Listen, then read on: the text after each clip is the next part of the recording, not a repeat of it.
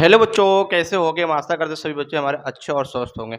आज अपने YouTube channel vision classes VI पे एक हमने इम्पोर्टेंट जो है हम यहाँ बातें लेके आए हैं। ये नहीं हम यहाँ कुछ पढ़ाने आए हैं, कुछ बेसिक बताने आए हैं जो तुम्हारे बोर्ड एग्जाम के लिए बहुत ज़्यादा इंपॉर्टेंट होने वाला है। आज हम जो बताने वाले हैं यहाँ पे हमारा फिजिक्स मतलब विज्ञान हमारा 3 भागों में बाँटा गया है, रसायन विज्ञान, भौतिक विज्ञान और जीव विज्ञान। तो हमारा जो भौतिक विज्ञान का एक चैप्टर है विद्युत के प्रभाव या विद्युत धारा, उससे हमारे बोर्ड एग्जाम में 3 क्वेश्चन हर साल 3 में से एक फिक्स है कि 5 नंबर में पूछता ही पूछता है और कुछ भी हार्ड नहीं है। कैसे पूछता है, कैसे नहीं पूछता है, सब कुछ मैं इस वीडियो के अंदर कवर करूँगा। और इसमें 2 ऐसे फार्मूले हैं जिसपे सबसे ज़्यादा सवाल आते हैं और सबसे ज़्यादा सवाल उसी में वो बच्चे बचते हैं, ठीक है? तो हम यहाँ पे सबक गँवाए हम अपने देखते हैं वो हमारा जो विद्युत धारा चैप्टर नंबर जो हमारा 11 है, उसका कौन-कौन से 3 टॉपिक, ओनली 3 टॉपिक जो हमारे 1 नंबर, 2 नंबर, 3 नंबर और 5 नंबर में ही क्वेश्चन बनाएगा, कैसे बनाएगा वो चीज़ हम इस वीडियो के अंदर समझाने जा रहे हैं, ठीक है? तो देखते हैं यहाँ से हमारा पहला क्वेश्चन क्या कर रहा है कि ओम के नियम क्या है? जल्दी बताओ, ओम का नियम क्या है? जल्दी बताओ बच्चों कमेंट में। ओम का नियम देखो कैसे पूछेगा क्वेश्चन समझो। जब पूछेगा 2 नंबर या 1 नंबर में पूछेगा ओम का नियम क्या है, ओम का नियम की परिभाषा लिखो। जब 3 नंबर में पूछेगा तो कैसे पूछेगा समझना, ओम का नियम क्या है इसकी व्याख्या कीजिए। 3 नंबर तक पूछेगा। लेकिन जब यही 5 नंबर में पूछेगा तो क्या-क्या पूछेगा समझो, ओम का नियम क्या है, इसकी व्याख्या कीजिए और चालक का प्रतिरोध किन-किन बातों पर निर्भर करता है। ये 3 क्वेश्चन 5 नंबर में बनाएगा तो बनाएगा, ठीक है? या फिर ऐसा कर देता है कभी-कभी कि पूछ देगा ओम का नियम क्या है, इसके बाद एक हमारा जो है न्यूमेरिकल सवाल दे देगा, यही करता है। लेकिन इससे हमको डरना नहीं है, हम इस बार बोल रहे हैं कि विजन क्लासेस वीआई ने जो मुहिम छेड़ा है अब की बार 95 बार, वो हम यहाँ करके दिखाएंगे, ठीक है? तो अब इस चीज़ को समझो, बहुत डिटेल में समझो। अब देखो हम पहले क्या पढ़े, ओम का नियम क्या होता है जिसको समझो। जब किसी चालक के अंदर हम विभवांतर जो है उत्पन्न करते हैं, उनके बीच में क्या होती है, धारा बहने लगती है, उसे ओम का नियम करते हैं। जहां पर हम पढ़े हैं कि V प्रोपोर्शनल I, यही तो पढ़े हो, V प्रोपोर्शनल I बेसिक समझो खाली, V प्रोपोर्शनल I।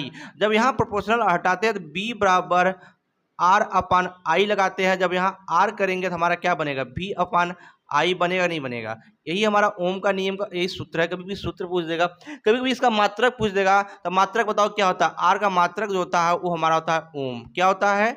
ओम होता है, जिसको हम किससे दिखाते हैं, एस सिंबल से दिखाते हैं, ठीक है? ओम होता है। और दूसरी बात याद रखो यहाँ से, धारा और जो है कभी भी पूछ देगा ओम के नियम के बीच में, मतलब पूछता है कि विभवांतर और धारा के बीच ग्राफ खींचो, सवाल के अंदर आता है। बेसिक में बता रहा हूँ, इसके बाद मैं फिर डिटेल एक एक चीज में समझाने की कोशिश करूंगा नेक्स्ट वीडियो में। बेसिक समझो, जब बोलेगा कि विभवांतर और धारा के बीच में ग्राफ खींचो तो हमारा एक मान लो ये हमारा जो है, तो यहाँ विभवांतर हो गया, ये हमारा धारा हो गया। इनके बीच में जो ग्राफ होता है ओम का नियम, वो अपना स्ट्रेट लाइन होता है ना, सीधी रेखा होती है, इस बात को याद रखना, ठीक है? इसके बाद इनकी जब व्याख्या करोगे तो यही करना है, बी प्रोपोर्शनल आई प्रोपोर्शनल हटाओगे तो आर लिखोगे। आर क्या है, एक नियतांक जिसको ओम बोलते हैं। ओम का मात्रक क्या है, यहाँ से लिख सकते हो कि ओम का मात्रक क्या है, और सॉरी आर का मात्रक क्या है, ओम है। इसका बीमा भी निकाल सकते हो, बीमा आराम से निकाल सकते हो, ठीक। इसके बाद चालक का प्रतिरोध किन किन बातों पर निर्भर करता है, ये चीज हमको समझना है। पहले तो कंडीशन 1 देख लो। चालक का देखो, चालक का जो प्रतिरोध है, मैं इसको बहुत डिटेल में पढ़ा रहा हूँ, मैं बेसिक बता रहा हूँ। चालक का प्रतिरोध फर्स्ट ऑफ ऑल जो उसके लंबाई के अनुक्रमानुपाती होता है। मतलब यहाँ जो आर होगा वो हमारा होगा अनुक्रमानुपाती। इस समझा? मतलब लंबाई बढ़ेगी तो प्रतिरोध हमारा क्या होगा, बढ़ेगा। सवाल 1 में भी कभी कभी क्वेश्चन कर देता है, ठीक है, याद रखना। फिर कंडीशन नंबर 2 होता है।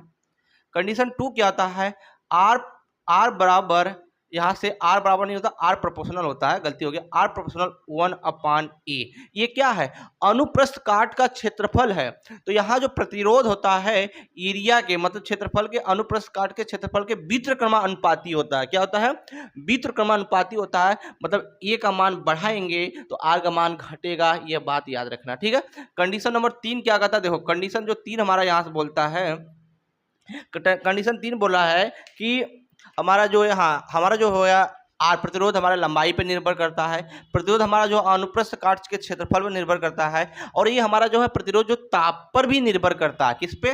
प्रतिरोध जो होता है आर प्रोपोर्शनल टी, हम जितना ही ताप बढ़ाएंगे उतना ही हमारा प्रतिरोध बढ़ेगा, इस बात को याद रखना, ठीक है, ताप बढ़ेगा। इसके बाद कंडीशन हमारा चौथा बनता है आई भी जो बनता है वह हमारा बोलता है कि जो प्रतिरोध जो है पदार्थ पे निर्भर करता है, पदार्थ कैसा है, ठीक है, ये बात याद रखो। तो ये 3 नंबर 2 नंबर 5 नंबर का क्वेश्चन मैंने बता दिया कैसे बनेगा। 1 नंबर बनेगा तो ओम का नियम का परिभाषा पूछेगा, 2 नंबर में बनेगा तो ओम का नियम का परिभाषा के साथ साथ उसका सूत्र व बीमा पूछ देगा, और जब 3 नंबर में बनेगा तो बोलेगा ओम का नियम क्या है और ओम की व्याख्या कीजिए, इसकी व्याख्या कीजिए, और 5 नंबर पूछेगा तो चालक का प्रतिरोध किन किन बातों पर निर्भर करता है, ये भी पूछेगा। यदि ये नहीं पूछा तो बोल देगा कि ओम का नियम क्या है, उसके बाद एक न्यूमेरिकल दे देगा, ठीक है बच्चों। हमको इस चैप्टर से खाली तीन जो प्रश्न तैयार करके गए, समझ जाओ तुम्हारा 5 नंबर फिक्स है, मेरी 101% गारंटी है बच्चों। हम सेकंड नंबर जो प्रश्न देखते हैं, नंबर 2 हमारा क्या करा, नंबर प्रश्न 2 जो हमारा यहाँ बोल रहा है कि यहाँ पे हमारा संयोजन पड़े होंगे। संयोजन हमारा 2 प्रकार के होते हैं, एक श्रेणी क्रम, एक समांतर क्रम। श्रेणी क्रम संयोजन क्या होता है, समांतर क्रम संयोजन क्या होता है, उस पे जो हमारे अभी कुछ बच्चे हमको मैसेज किए थे व्हाट्सएप पे कि सर हमको जो है श्रेणी क्रम और समांतर क्रम के सारे फार्मूले में कुछ ऐसे फार्मूले हैं जिसमें हमको धारा बहाने नहीं आ रहा है कि कहाँ धारा डिस्ट्रीब्यूट मतलब अलग हो रही, कहाँ हम श्रेणी क्रम लगाएंगे, कहाँ समांतर क्रम लगाएंगे। इसके नेक्स्ट वीडियो में वो चीज़ हम बहुत डिटेल में समझाएंगे और मैं उस पर न्यूमेरिकल करके जो है आप सबको अपलोड कर दूंगा, वहां से आप जाकर देख लीजिएगा। तो अब देखो यहाँ क्या बोल रहा है, श्रेणी क्रम के तुल्य प्रतिरोध का फार्मूला क्या होता है बता सकते हो बच्चों, ये होता है आर बराबर यहाँ से होता है R1 plus R2 plus R3 dash dash ऐसे हमारा जाता रहेगा, ठीक है, इस बात को याद रखना। इसके बाद श्रेणी क्रम में कभी भी पूछ देता है क्या समान होता है, तो श्रेणी क्रम में धारा समान होता है, विभवांतर जो बी भी वो अलग अलग होता है, विभवांतर बढ़ जाता है लेकिन धारा कभी बढ़ता नहीं होता है। और श्रेणी क्रम में एक R1 R2 एक दूसरे से जुड़े रहते हैं, मतलब यहाँ जिनका सिरा एक दूसरे से क्या होंगे, जुड़े रहेंगे। इसका भी वीडियो मैंने बहुत डिटेल में पढ़ाया हूँ और आगे भी मैं पढ़ाऊंगा, ठीक है। इसके बाद इसमें क्या होता है, धारा समान होता है, क्या होता है आई जो होता है हमारा वो समान होता है, क्या होता है, समान होता है, लेकिन विभवांतर जो होता है भी वो हमारा परिवर्तन होता है, क्या होता है, परिवर्तन होता है, याद रखना। हमारा भी क्या होता है, यहाँ से परिवर्तन होता है, इस बात को नोटिस करना बच्चों बहुत गौर से। इसके बाद क्या आता है, हमारा समांतर क्रम के तुल्य प्रतिरोधों का व्यंजक लिखिए, तो फार्मूला क्या होता है बता सकते हो बच्चों, ये होता है 1/R बराबर 1/R1 plus 1/R2 plus 1/R3 dash dash हमारा आएगा। इसमें क्या समान होता है बताओ, इसमें क्या समान होता है, इसमें जो हमारा समान होता है भी समान होता है, विभवांतर हमारा समान होगा और हमारा आई क्या होगा, यहाँ पे परिवर्तन होगा। हमारा आई क्या होगा बच्चों, यहाँ पे परिवर्तन होगा, इस बात को याद रखना। कभी कभी सवाल दे देता हूँ बच्चे को बचाने के लिए कोशिश करता है, इस बात को याद रखना। हम इसमें न्यूमेरिकल करेंगे, इस दोनों चैप्टर पर समझ जाओ, तुम्हारे बोर्ड एग्जाम में हर साल 3 से 5 नंबर का क्वेश्चन न्यूमेरिकल पूछता है, आंकिक प्रश्न पूछ ही देगा। वो कैसे करेंगे, हम 10-12 क्वेश्चन कर लेंगे, ऑटोमेटिक हमारा जो है डाउट क्लियर हो जाएगा, ठीक है बच्चों। डाउट जब क्लियर हो जाएगा, हमारा तीसरा प्रश्न क्या बोला, ये वेरी वेरी इंपॉर्टेंट है, इसको इंपॉर्टेंट वेरी वेरी मान लेना यहाँ पे ट्रिपल स्टार करके, ये बहुत ज़्यादा इंपॉर्टेंट। क्या बोला है कि विद्युत सार्थक किसे कहते हैं, मात्रक लिखिए। इसके बाद ये तो तुम्हारा पूछेगा, या तो ये जब पूछेगा तो ये या तो 1 नंबर में पूछेगा या 2 नंबर में पूछेगा। 1 नंबर में पूछेगा खाली इतना लिखेगा विद्युत सार्थक किसे कहते हैं, और 2 नंबर में पूछेगा तो बताएगा विद्युत सार्थक किसे कहते हैं, इसका मात्रक लिखिए।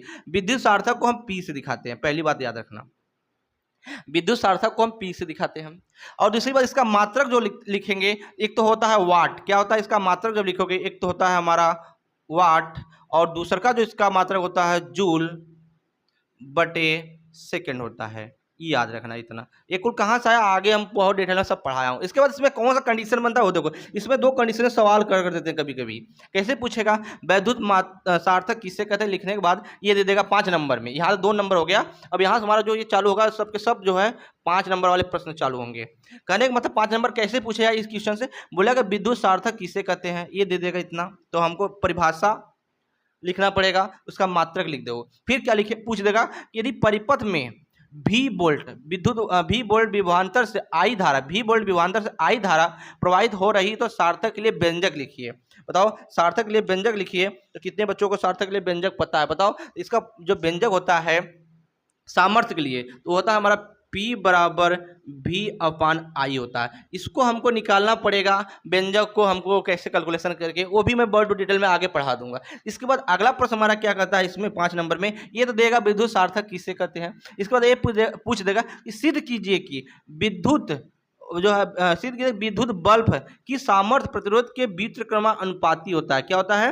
व्युत्क्रमानुपाती होता है, ना कि अनुक्रमानुपाती होता है बच्चों। ये सवाल पूछ देता है। तो बताओ व्युत्क्रमानुपाती जो प्रतिरोध सार्थक मतलब पी वाला जो मान है यहाँ से, ये पी दिख रहा है कि नहीं? नहीं, हाँ दिख रहा है। तो पी बराबर जो हमारा होगा वो बताओ क्या होता है?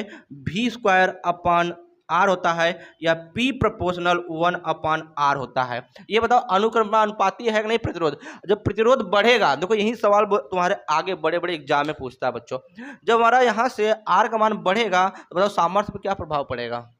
आर का मान बढ़ेगा, सामर्थ्य पर क्या प्रभाव पड़ेगा? हम बच्चों से पूछना चाहते हैं, बच्चे कमेंट करके बताएंगे, क्योंकि बच्चे कितनी तैयारी करें वो हमको भी पता होना चाहिए।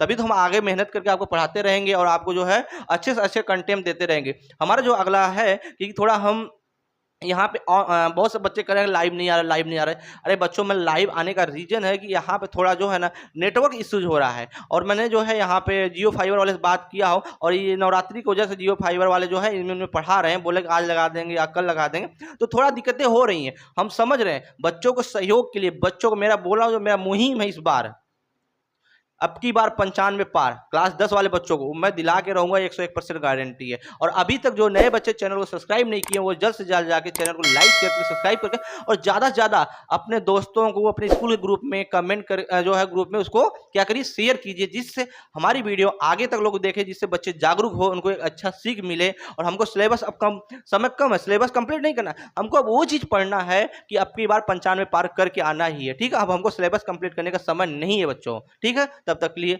जय हिंद।